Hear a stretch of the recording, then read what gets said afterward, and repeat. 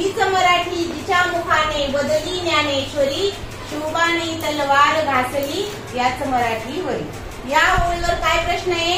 इकारांत शब्द, इकारांत शब्दापेक्षा अकारांत शब्द कितीने कमी अगर जास्त आहे. म्हणजे आपल्याला कोण शोधायचे? इकारांत शब्द शोधायचे आणि अकारांत शब्द शोधायचे आणि दोघांमधला फरक काढायचा आहे. मग ज्याचा अंत, ज्या शब्दाचा अंत दीर्घ वेलांटीने म्हणजे दुसऱ्या वेलांटीने होतो असे शब्द.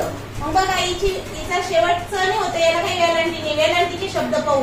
हिला दुसरी वेलांटी आहे मराठी, हा एक शब्द झाला इकारांत.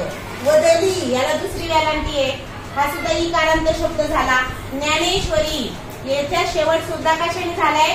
दीर्घ वेलांटीने झालाय, दुसऱ्या वेलांटीने झालेला आहे. आणि घासली याचा सुद्धा शेवट ली म्हणजे दुसऱ्या वेलांटीने झालेला आहे. आणि मराठी वरी रचा सुद्धा आधी, याला सुद्धा कोणती वेलांटी आहे? दुसरी वेलांटी. म्हणजे बघा जिथं जिथं मी ग्रीनने हे केले ना ते सगळे काय आहे? इकारांत शब्द आहे. मराठी, वदली, ज्ञानेश्वरी, घासली, मराठी वरी. किती शब्द झाले?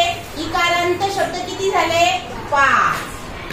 आता बघा आपल्याला काय करायचंय? पुढचा अकारांत, ज्याचा शेवट फक्त अ ने झालाय, काना नाही, मात्रा नाही, वेलांटी काहीच नाही, फक्त अ. मग हीच च मध्ये कोण आहे? अ.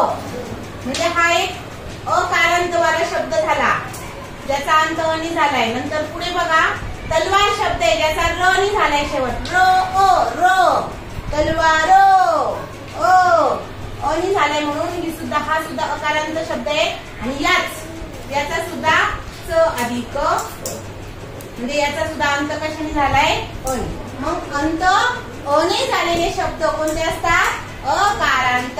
एक, हीच, तलवार, याच, हे 3 शब्द आहे. किती अकारांत शब्द?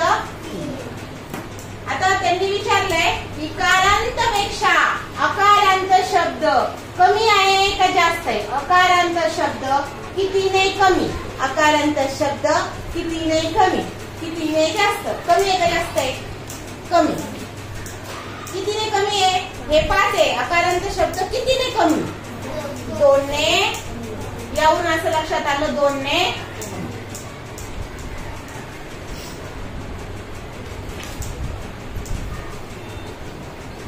नेहमी वाक्याकडे लक्ष द्यायचं प्रश्नामध्ये. इकारांत पेक्षा अकारांत शब्द कितीने कमी. काय विचारलंय? कोण कमी विचारलंय? कमी जास्त कोणाबद्दल विचारलंय? अकारांत बद्दल. मग अकारांत बघायचे कमी आहे का जास्त आहे? कमी. कितीने कमी आहे? 2 ने. कोणापेक्षा? कळलं? शब्दांचा खेळ आहे थोडस.